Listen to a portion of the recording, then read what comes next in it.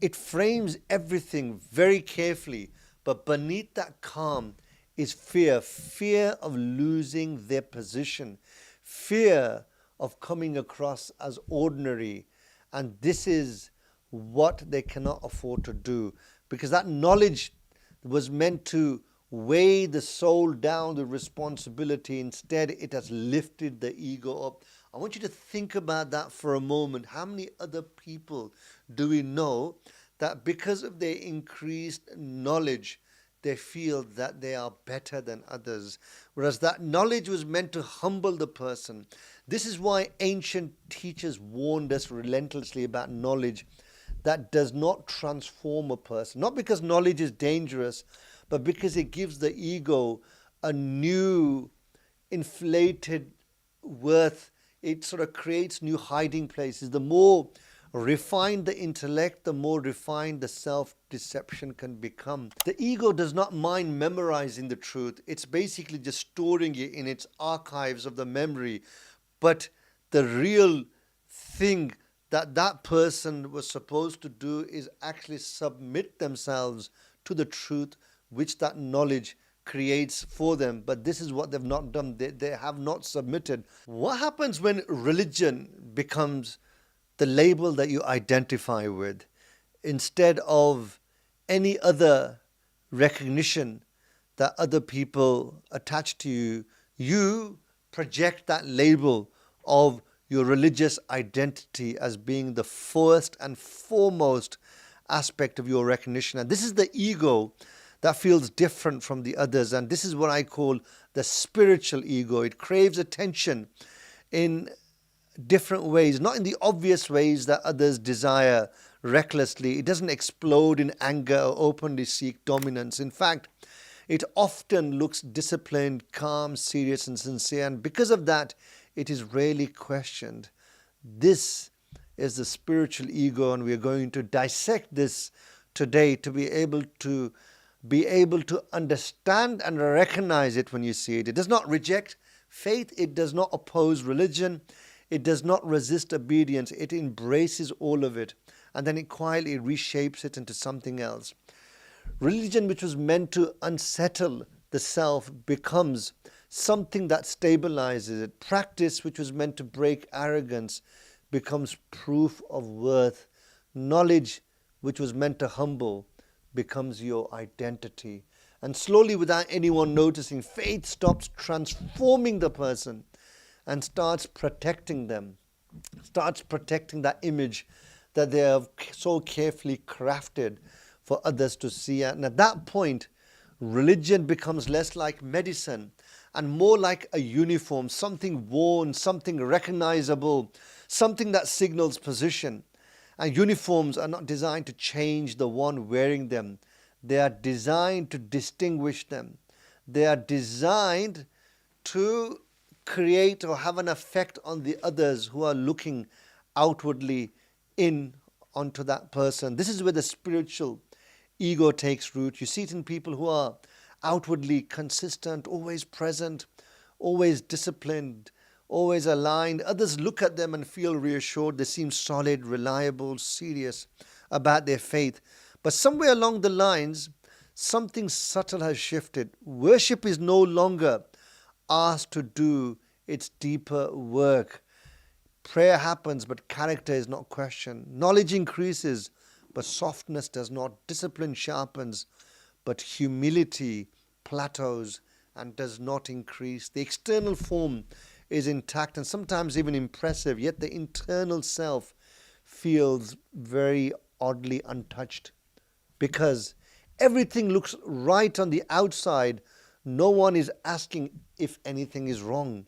One of the clearest signs of the spiritual ego is this quiet resistance to inward correction. Not outward correction about rules or obligations, that's easy, but correction about the traits, about tone, about harshness, about entitlement. These are the spiritual diseases inside of the person that which also shape their life, but very rarely are they diagnosed. And a person may accept guidance on actions, but very bristle when their character is questioned. They become defensive, not because the criticism is unfair, but because it threatens identity again. This is a theme that we've covered a lot over the last sort of dozen or so episodes about how when the identity is questioned, the person becomes very defensive. Is this you? Do you recognize yourself in there? At home, this ego reveals itself more clearly. This is the respected religious figure who is patient in public and sharp in private, controlled outside but irritable inside, careful with strangers but careless with family. When concerns are raised at home, they feel like attacks rather than invitations. Respect is expected, not earned. Correction feels like disobedience, whereas public disobedience has become insulation. Private accountability feels unnecessary. This is where a lot of sort of these spiritual egos, the people maybe outwardly looking very religious as well, become completely insulated and unaffected by public criticism, but privately at home they cannot tolerate it. No one calls this out because the outward form looks strong, and the person themselves do not see that because in their mind practice already proves sincerity. And another form of the spiritual ego appears in the knowledgeable seeker, someone who studies deeply, reads extensively, speaks clearly. People listen, people quote, people ask for guidance over time. Knowledge stops being weight and becomes height.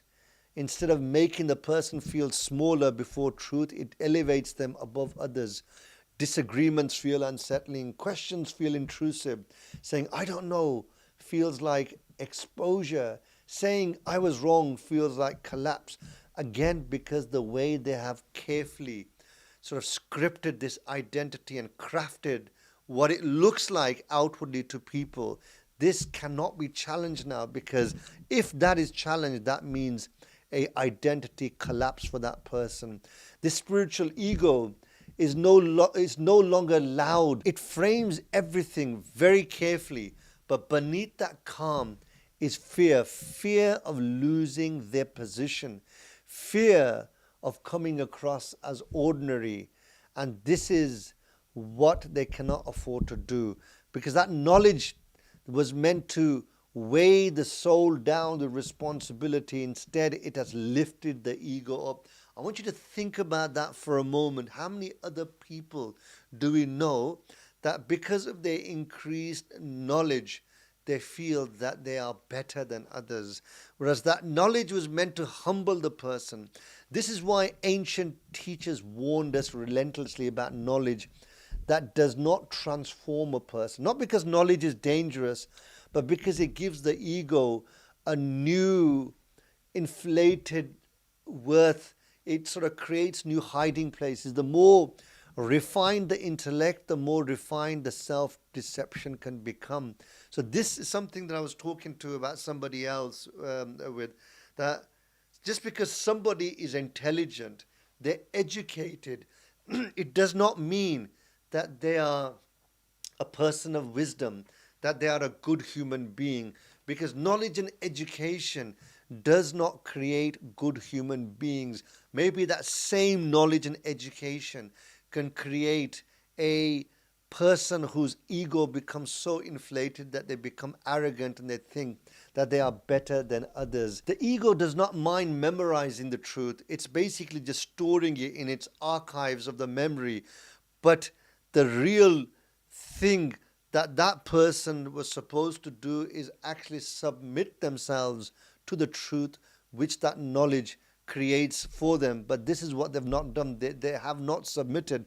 Another expression of this spiritual ego emerges through service. The tireless volunteer, always giving, always sacrificing, always available. Others admire their commitment. Slowly, subtly, service also becomes leverage. Expectations creep in. Gratitude becomes assumed. Deference feels deserved. When appreciation is lacking, the resentment inside grows quietly. When decisions are questioned, offense follows. Service, which was meant to empty the self and become the moral currency, I've given so much, becomes a silent argument against correction. This ego, spiritual ego, has learned how to turn sacrifice into entitlement. What makes this form particularly difficult to confront is that it is built on real effort, real time, real giving. Because a sacrifice is genuine, the person has given so much time, and that's why the ego starts to feel that it is justified in protecting its identity. But sincerity does not cancel ego, it can just easily empower it. Another subtle figure appears, the quietly superior person. They never say they are better than others, they would be embarrassed to say it, but internally, comparison is always being made against others. There's so many people that I've met. When you speak to them, you just give them a little bit of praise and they just sort of try and be humble in front of you. Oh, no, really, I'm not worthy of this position. Really, I am nothing. It's the Almighty Lord who has given me this position, this respect, and my peers have given me this respect. But as soon as you challenge them with something, then the mask drops and then they really feel offended. So all that acting that they were doing in front of you about being humble was exactly that. It was just fake acting. Really, they genuinely feel that they are better than others. When they just falsely claim, no, no, I am nothing, others are much better than me, I'm a sinful person, I really am the lowest of the low, they are just totally giving you a load of bull. And this is something that I see all the time. As I've said, because they have put this serious effort in, they've given a serious amount of time, it becomes part of their identity. And this is where humility erodes. The person may still speak softly, still act politely, still avoid overt judgment, but something has hardened inside of them. The curiosity has been replaced by certainty, compassion by evaluation. This spiritual ego does not need arrogance, it only needs comparison. Religion, in its true form, was meant to make the person feel exposed, vulnerable, in need of mercy. But when it becomes identity, it does the opposite. It makes the person feel covered, safe, aligned, settled, and most importantly, very arrogant, in the sense that they think that just because they look outwardly more religious than others, they are better than others. They may look like they are displaying acts of worship in public. That means the others who are not, that makes them less inferior to them. So this is a very, very serious mindset that many people have. Very serious in the sense that it's wrong and it's quite dangerous and harmful to them. And this is why their religious knowledge, their service is not really truly humbling them. It's not changing them. And this is what ancient wisdom and the ancient wise people warned us against repeatedly, not with anger, but with fear. Fear of self-satisfaction, fear of being pleased with one state, fear of worship that never reaches the heart. They spoke about how the sign of progress is not confidence, but increased fear of hypocrisy, not ease, but vigilance, not feeling secure, but remaining alert to the subtle corruption of the heart, the corruption which starts with intentions. That's why you're constantly meant to refresh your intentions to ensure that you are still sincere in what you started with, or has that intention become corrupted along the way? The ancient wise people understood that the ego can pray, it can fast, it can serve, it can teach, it can lead, and it can do all of that while remaining intact. This is why they focused on traits more than sins. So think about that for a moment, because sins are more visible and uncomfortable. Traits are subtle and familiar. Sins can be repented from, but traits defend themselves. So how shall I explain this? Let's say you have a pain in your heart and you think you're having a heart attack or some sort of a murmur in the heart which is irregular and concerning. You'll rush to the doctors. You'll say to the doctor, can I have some tests done, blood tests, ECG, monitoring your heart to see if you're not having a heart attack or there's nothing serious with the heart in terms of any problems. But many people die without diagnosing the spiritual illnesses, the diseases of the heart, of arrogance, of anger, of pride, and these types of things which sort of inhabit their heart, which to many people remain undetected, and which the person themselves may never realize for the whole of their life that they have these traits inside of them which need to be dealt with and treated. A person may openly admit their sort of outward big sort of past mistakes while fiercely they defend the arrogance inside of them. They may speak about humility while bristling at advice. They may condemn wrongdoing while excusing their own harshness. This is a spiritual ego which prefers to fight obvious sins, outward sort of mistakes, because it distracts from the inner examination. It's far easier to correct behavior than to dismantle the self-image. This is why religion can sometimes make people harder rather than softer. I mean, I'm a religious person, and it's something which I have seen from time and time again. Many people, when they become religious, rather than becoming more humble and softer, they end up becoming more harder and more harsher. It's not because the faith hardens the heart. The ego has found a fortress. Certainty becomes the foundation. Answers become fixed. Interpretation becomes immovable. And disagreements feel dangerous because it threatens not just opinion, but identity.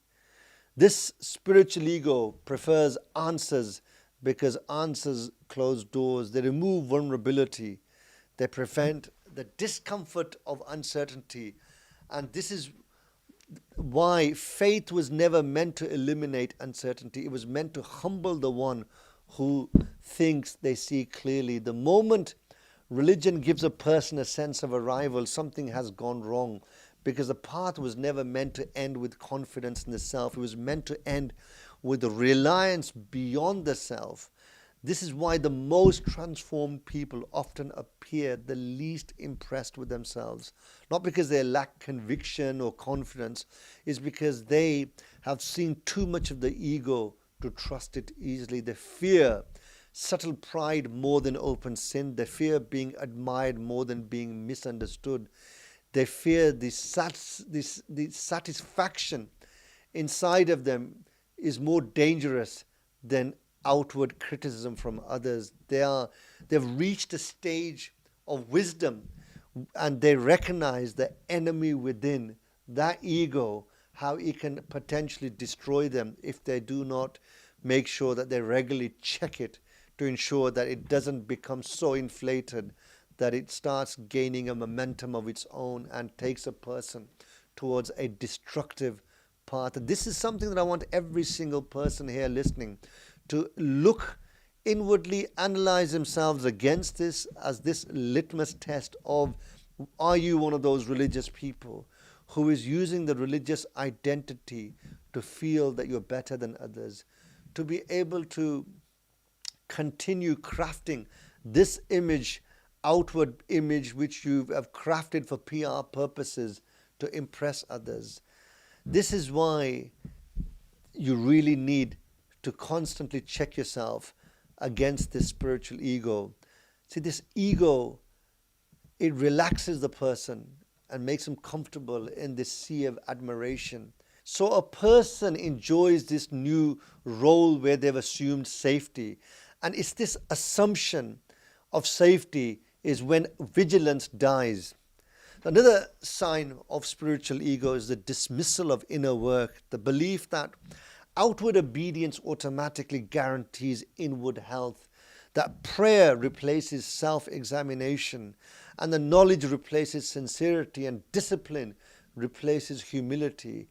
This is where a person may never ever miss any obligation, but they will never sit with their resentment to analyze any inner resentment. They may be meticulous with rules, but careless with how they wound others.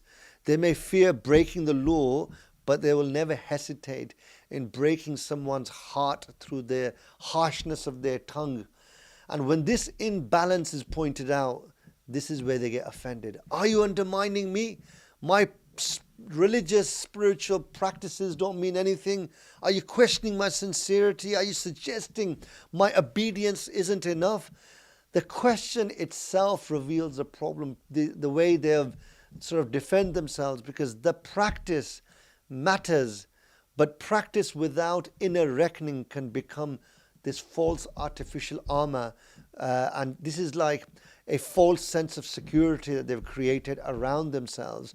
Because religion and religious practice was not given to reassure the ego, it was given to disturb the person. The purpose of worship was not to polish the self, but to dissolve it, not to decorate identity, but to expose it.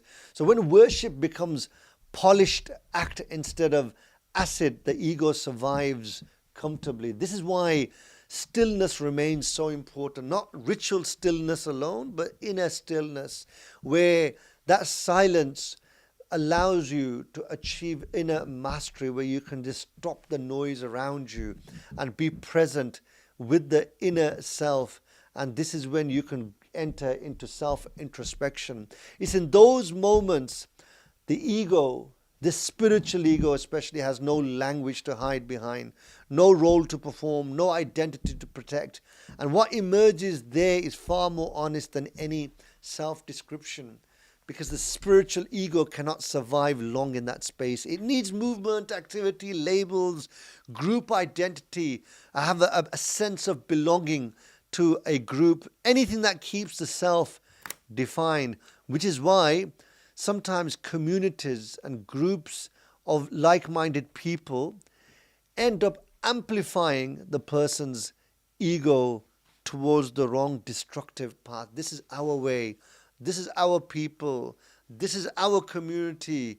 And this is how people tend to end up becoming part of a group identity, because the correction that was meant to come from the outside then ends up becoming a form of self-preservation if a whole group of people are there just to massage each other's ego and not correct them.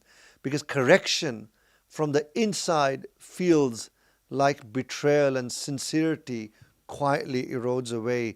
People, even in those close groups, do not even challenge each other. They may fall out with each other because of the clash of egos, but they very rarely end up sort of rectifying each other's behavior inwardly to be able to achieve long-lasting success and peace. This episode is not an attack on religion, as I've mentioned repeatedly, that I am also a very religious person.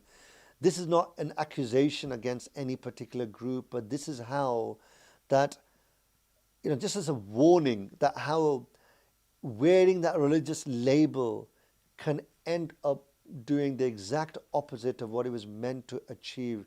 Because the deeper you go, the more refined the ego becomes. And if it is not confronted, it will outlive every other ego you thought that you were overcoming, especially when you go down the religious route, because it gives you this false sense of identity and comfort.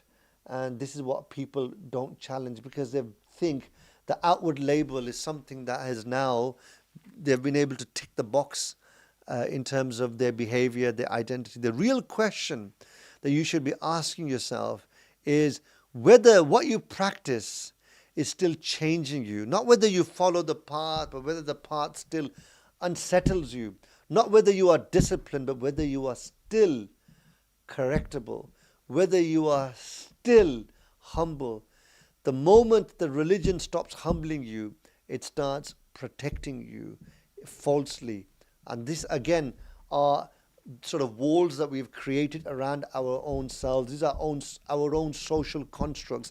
That wasn't the purpose of that particular religion. It's something that we have done, or the people around us have fed our egos, and we have ended up in that trap. And the protection, that self-protection, is the ego's domain, whereas we were meant to be seeking transformation. And transformation only begins when worship regains its sharpness, when knowledge regains its weight, when practice returns to its original function, not to assure the self, but to expose it and reform it. This is where faith actually becomes alive again and serves its purpose, where one truly surrenders themselves, and this is how they will start changing. So what is the cost of all this in terms of the spiritual ego? Has a cost, and very rarely people talk about this because it doesn't look outwardly too bad to many people. It doesn't make headlines, doesn't show up as a scandal, but it does quietly reshape your life. It's the damage that gets done to those around us. The spiritual ego almost never harms strangers first. It harms our families, but harms ourselves first. It harms our spouses. It harms our children. And it harms all those who see the true private version of ourselves when we are not wearing the mask that we are wearing in public. The children grow up watching a parent who is careful with religious sort of practices, ritualistic practices, but is careless with their tone and their character, who speaks about mercy but practices impatience, who teaches obedience but models rigidity and is strict themselves and not easygoing, not flexible. Children are very intuitive. They feel that contradiction, and as well as just seeing it as well blatantly. Even if it's not blatantly obvious, they will sense it. And sometimes, they may not be able to name it or speak against it, but they will feel it. They don't experience then that the faith is something that they want to draw closer to, because the experience that they have had has not been a very good one. And they learn very quickly that religion is something that cannot be questioned without consequences. That emotions are inconvenient, that disagreement is framed as disrespect. This is something very important that we all need to understand, especially how our behavior is shaping the opinions and attitudes of the young children who will be growing up, perhaps distant from the faith that you are practicing, distant from your religious practices, because you have not given them the true sort of essence of the faith that it was meant to be, in terms of the fruits that they are supposed to taste. So faith becomes associated not with tenderness but with tension. This is how religious trauma is created quietly, without shouting, without abuse, without obvious wrongdoing, simply through the mismatch between outward devotion and inward harshness. And this is how we actually repel people away from ourselves. And especially, as I said, the people who are our closest sort of family members and friends who see our private and public side. Because this spiritual ego that we've created convinces itself that firmness is necessary, that softness will lead to compromise, that authority must be protected. But what it's actually doing is it's protecting the false ego and not the faith. Spouses feel this too. There is this one partner who is told to be patient, grateful, understanding, while their emotional needs are dismissed as weakness. Concerns are dismissed as also washed away. Loneliness is reframed as a lack of contentment. Hurt is met with reminders of duty rather than empathy. And because the language used is religious, the pain becomes harder to articulate. How do you complain about someone who appears righteous? How do you name harm when no rule has been broken? So the resentment inside grows quietly. Connection breaks, intimacy also breaks. The marriage survives, but something essential withers away. This is one of the most corrosive effects of that spiritual ego, especially in a relationship. It creates the environments where people feel unseen, unheard, and guilty for feeling that way. And over time, something even more tragic happens. People begin to associate the whole faith itself with emotional suffocation. Not because of God or the actual religion, but because of the ego that wore that label. Just think about that for a moment. So the person wearing that label is the one who has not only destroyed the people around them, but actually destroyed the image of that particular religion, whose label that they are wearing. This is how people slowly drift away, not through rebellion, but through exhaustion, not through disbelief, but through relief. relief from judgment, relief from constant evaluation. And this is one of the biggest costs of the spiritual ego. Ironically, it's achieved the totally opposite of what it set out to do. Another quiet consequence appears in communities as well. When the spiritual ego becomes widespread, communities become performative. Appearance matters more than sincerity, and conformity matters more than conscience. People learn what to say, how to act, how to look, align, but not how to be honest. This is why religion and religious people should never wear a uniform, because the whole entire group can be tarnished with that same brush and basically dismissed. People should still maintain their authentic sort of look and feel, and not look as if they're part of a cult, part of a group, by sort of wearing a particular colors and uniform. And this is where vulnerability disappears because it feels unsafe. Doubt is hidden because it feels dangerous. Struggle is concealed because it feels shameful. And when people cannot be honest, the growth stops. What remains is a culture of shallowness, polite, disciplined, structured, and just shallow. Young people feel this immediately. They sense when answers are rehearsed, when certainty is defensive, when authority is brittle. Many of them conclude incorrectly, but understandably, that faith has no room for their questions. That's why so many people are growing up as atheists. So many people grown up in religious families end up drifting away because nobody taught them the true, authentic, spiritual aspects of the religion. And religion was presented as a set of rituals and rules of do's and don'ts. So they end up taking their questions elsewhere, and not because they want rebellion, because they wanted answers. And this is one of the greatest losses caused by the spiritual ego. It drives away sincerity while protecting appearances. And the ego does this without malice. The spiritual ego does this without malice. It does it while believing it is guarding religion, but it is driving people away whilst they think that they are preserving their values and being responsible. And this preservation without introspection becomes control, and control eventually suffocates the very people that it's trying to protect, the very values that it's trying to protect. And the spiritual ego just acts on this loop. It reproduces itself with children grown up in that environment, often swing between extremes. Some internalize it fully, also become rigid, anxious, and self-policing. Others reject it entirely and basically walk away. So very few are shown the true spiritual nectar of any religion that they are trying to portray. What devotion, what religion was meant to do, it does the complete and total opposite. And this is the true corrosive cost of this ego, spiritual ego, which is manifested by many religious figures who never apologize for their behavior, who never admit that they are wrong.